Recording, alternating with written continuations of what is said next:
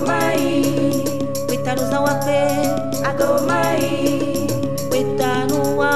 Agomai. Wetanuza wa. Agomai.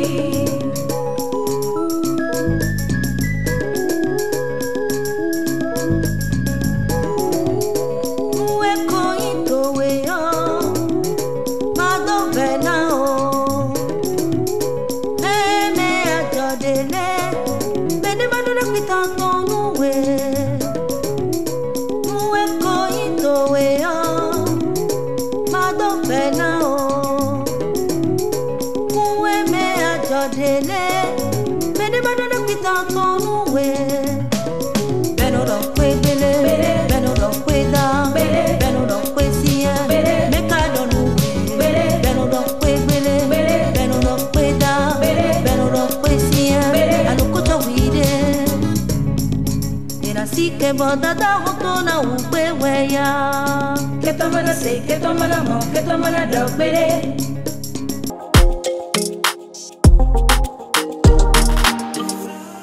Je m'appelle Mireille Sidonie Misséon.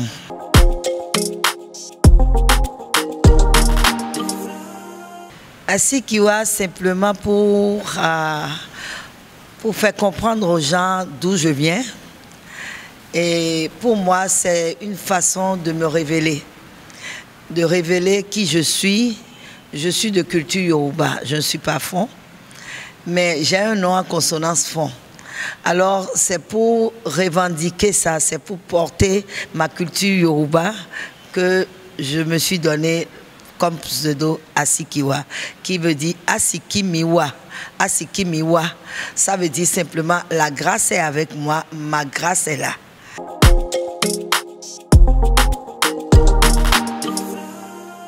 Je pense que c'est venu quand on était dans les coopératives scolaires, dans les collèges. À l'époque, il y avait une soirée qui était réservée aux activités culturelles.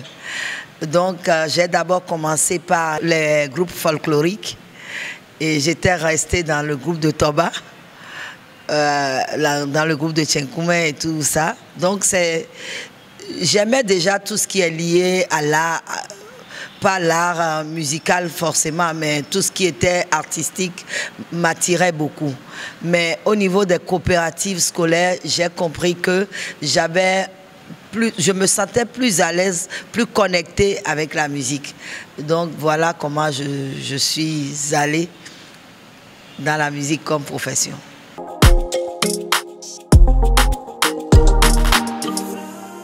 Le public béninois m'a connu avec le titre Huetanou, qui parlait non seulement du retour à la source, mais qui prônait le fait que, en tant que fils d'une localité, nous avons le devoir d'aller dans cette localité et de la développer. C'était un peu avant la décentralisation. Donc c'était quelque chose qui me tenait à cœur, que chacun puisse aller dans son fief, créer le paradis là-bas.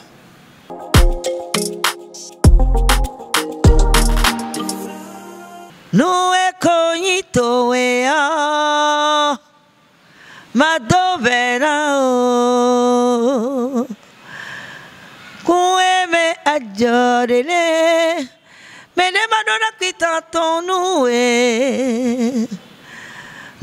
écognito ea madovera o huegbe ajorele Mene madonna kitato nuwe, benodo huegbele, benodo hueda, benodo huesien, mekado nuwe, benodo huegbele, benodo hueda, benodo huesien, aloko chohuide.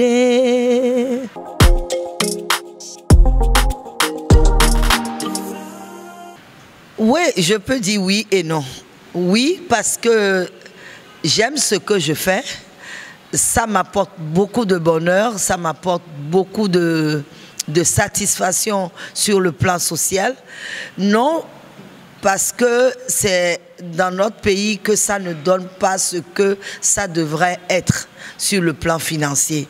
On a beau être des artistes connus ou je ne sais quoi, toujours est-il que le Béninois ne consomme pas encore les œuvres artistiques musicales béninoises. Ceux dont les œuvres sont connus, ce n'est pas forcément à la hauteur de ce qu'ils espèrent avoir en retour sur le plan financier.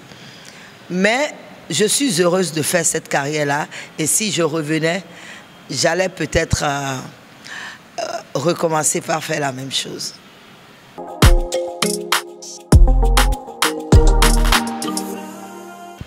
Silence en matière de ma présence musicale, c'est ça. Quand on parle de silence, souvent ça me fait rigoler tout simplement parce que moi je travaille tous les jours pratiquement. Vous êtes venu me voir quelque part, là où on est en train de faire l'interview. J'interviens ici par exemple les mercredis, les jeudis, les vendredis et les dimanches. Ça veut dire que je suis en activité. Maintenant, je vous comprends. C'est le fait que je n'ai plus de titres qui sortent, pas de singles, pas de disques, pas de concerts. Et j'avoue que moi-même, je n'arrive pas à me l'expliquer. Je n'arrive pas à me l'expliquer tout simplement parce que ce n'est pas l'inspiration qui manque. J'ai tellement de chansons écrites qui sont là, j'ai des chansons enregistrées qui sont là, mais j'ai besoin aujourd'hui d'avoir une équipe derrière moi, c'est-à-dire une maison de production qui peut vraiment m'amener là où je voudrais aller. En fait, c'est ça la problématique. On a beau faire des titres, on a beau écrire des chansons, si ces chansons ne sont pas éditées, si ces chansons ne sont pas enregistrées et éditées, on serait sur place, on ne fera rien. C'est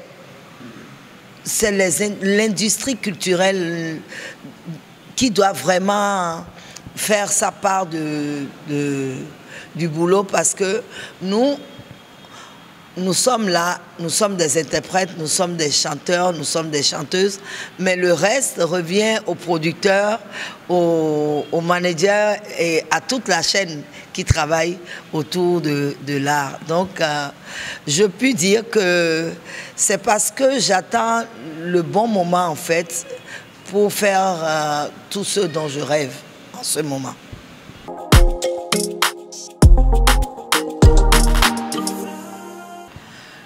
Pour ceux qui m'écoutent souvent, ils doivent savoir que j'ai un penchant pour tout ce qui vient de la culture yoruba. Quand je parle du koso, quand je parle du bata, quand je parle de akpala, ce sont des rythmes qui m'interpellent. Et aussi, comme la terre d'adoption qu'est le Bénin, je viens de Ouida. Si je puis dire que je viens de Ouida. Ouida, il y a le gogbarun de Papa Agidissou. C'est un rythme que j'affectionne particulièrement. Et d'ailleurs, Huetanou est du gogbarun, mais vu d'une autre façon, fait d'une autre façon.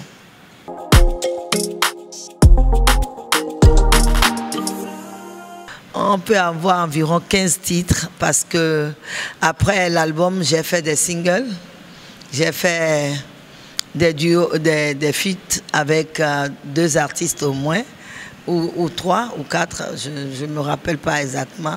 Ce qui est certain, j'ai une quinzaine de titres sur le marché et je ne compte pas rester là, je sortirai encore d'autres certainement. Et au moment opportun, vous verrez.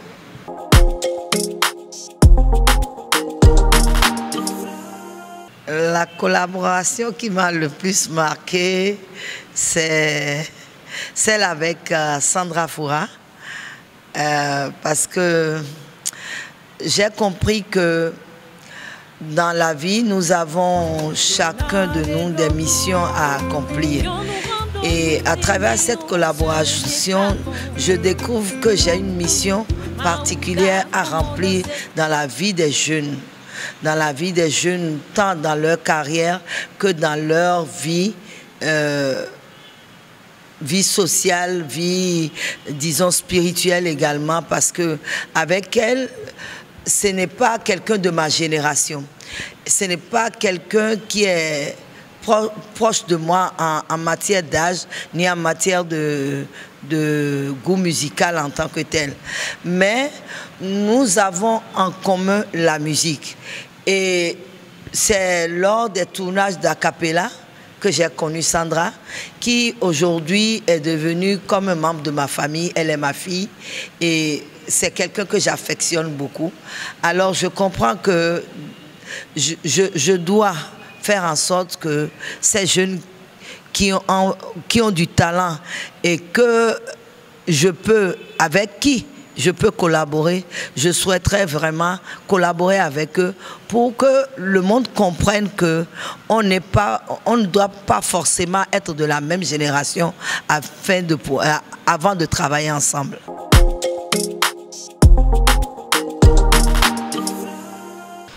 Le meilleur moment de ma carrière pour moi, c'est quand j'étais en Afrique du Sud en 2001. Où, à la sortie d'une interview sur une grande chaîne sud-africaine, MTN, j'ai vu une foule de gens qui m'attendaient et on me dit que c'est parce que je ressemble à quelqu'un de chez eux, de par ma façon de m'habiller, bien que ne comprenant pas ce que je chantais, ayant vu le clip à la télé et ayant su que j'étais sur une émission qui était interactive où les gens appelaient, il y avait une foule de gens qui attendaient dehors. C'était un moment fabuleux, ça m'a vraiment, vraiment touchée. J'avais vécu ça vraiment de façon très, très particulière.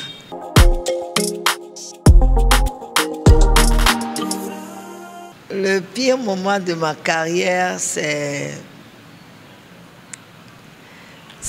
les moments où j'avais besoin simplement que quelqu'un puisse m'écouter, quelqu'un puisse me donner la main, quelqu'un puisse m'apporter ce souffle qui me manquait pour être exposé. Avant d'être à Sikiwa, j'étais dans la musique, je dirais une dizaine d'années avant de sortir l'album, le premier album. Donc ces moments-là ont été très très difficiles pour moi, où j'étais obligée de m'adresser aux gens et de constater que je parle à un mur. C'est des gens qui ne comprenaient pas, qui se disaient, bon, qu'est-ce qu'elle veut faire dans la musique au lieu d'aller chercher du boulot et tout ça. C'est des moments que j'ai mal vécu.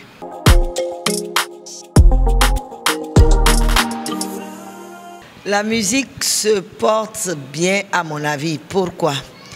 Bien tout simplement parce que nous avons beaucoup de jeunes qui viennent à la musique et qui savent exactement où ils vont, qui savent ce qu'ils ont envie d'apporter à cette musique béninoise. Et il y a beaucoup de jeunes également qui font la fierté de notre musique dans les quatre coins du monde. Mais bien qu'il y a plus de gens qui viennent à la musique, on constate également qu'il y a beaucoup qui ne s'attellent pas au travail, qui ne s'adonnent pas au travail, mais qui sont dans le milieu juste parce qu'ils veulent se faire voir. Et ça, c'est ce qui est plus... C'est dans cette catégorie qu'on retrouve beaucoup de monde. Je souhaiterais que la tendance change un peu, parce que si on a beaucoup de gens qui sont bons, je pense que en ce moment, la musique béninoise pourra traverser les frontières.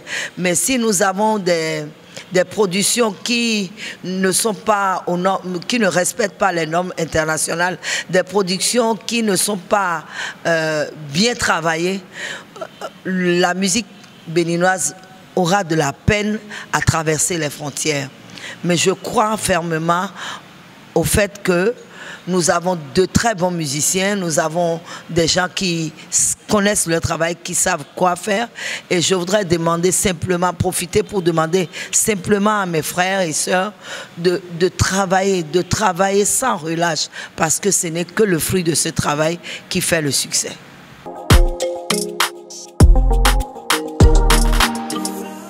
Quand Asikia se fâche, c'est pas bon.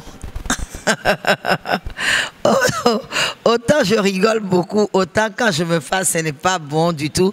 C'est pour ça d'ailleurs que j'évite de me fâcher, parce que quand je me fâche, c'est vraiment pas bon. Je ne souhaite même pas que vous me voyez dans un état où je suis fâchée. Je peux m'énerver juste pour des choses, mais quand je me fâche, ce n'est pas bon, parce que souvent, c'est...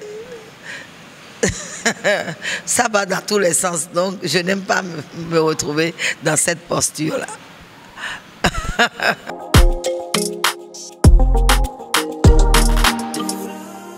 Mon plat préféré, et j'aime la bouffe, hein. C'est pas un plat seulement, j'aime manger quoi. Je vous assure tout, j'aime manger. Et c'est ma fille aînée qui me dit maman, tu aimes la bouffe. J'aime vraiment manger. J'aime manger tout ce qui est africain, mais surtout les mets de chez nous. Bon, si je dois parler de plats préférés, j'aime beaucoup les nouilles avec la pâte. Les nouilles avec la pâte. Moi, je ne veux pas dire crin-crin, je veux dire nenouilles. Parce que quand je dis crin-crin là, c'est comme si je dénaturais ça un peu. Mais quand je dis nenouilles là, j'imagine avec tout ce qu'il faut dedans, ça, le goût de ça, vraiment.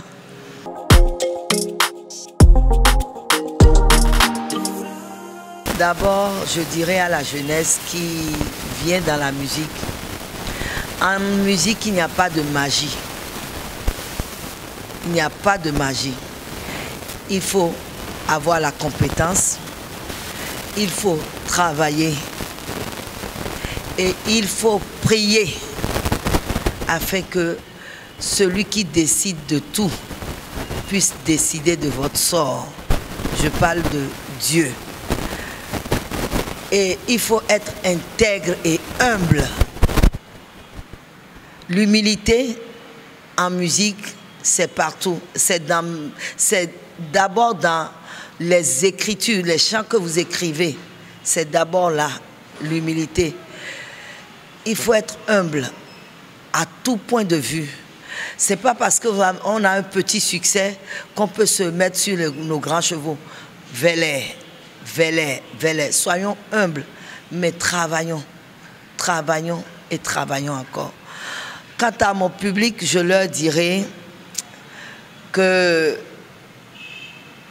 quelle que soit la durée de la nuit, le jour apparaît toujours. Alors de ne pas s'en faire. Très très bientôt, on se retrouvera, ils me retrouveront et je les retrouverai et on va continuer par se faire plaisir, eux et moi, dans une harmonie qui ne dira pas son nom.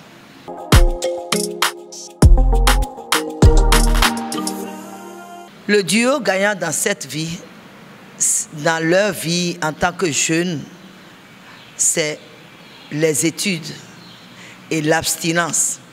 Parce que quand on s'adonne au sexe et on commence par délaisser ses études, on ne va pas bien loin. Et aujourd'hui, il y a tellement de maladies liées à ces aventures-là qui me poussent à leur dire, quand vous êtes jeune, attachez-vous à votre étude, ayez la crainte de Dieu et le reste, vous le ferez après, quand vous entrerez dans le mariage. C'est mon message à travers la chanson que je voudrais dédier non seulement aux jeunes, mais aux parents également, afin qu'ils fassent plus attention en ce qui concerne l'éducation sexuelle dans nos maisons. Aivi baeji basu kakabo beazome aido kotombo fo bobe collège amokle kwina kome bomondo emi osulo noe mama bolo ejemina bolo Nwe na fi bolo eje mina bolo Nwe dada bolo eje mina bolo Nwe mele bolo eje mina bolo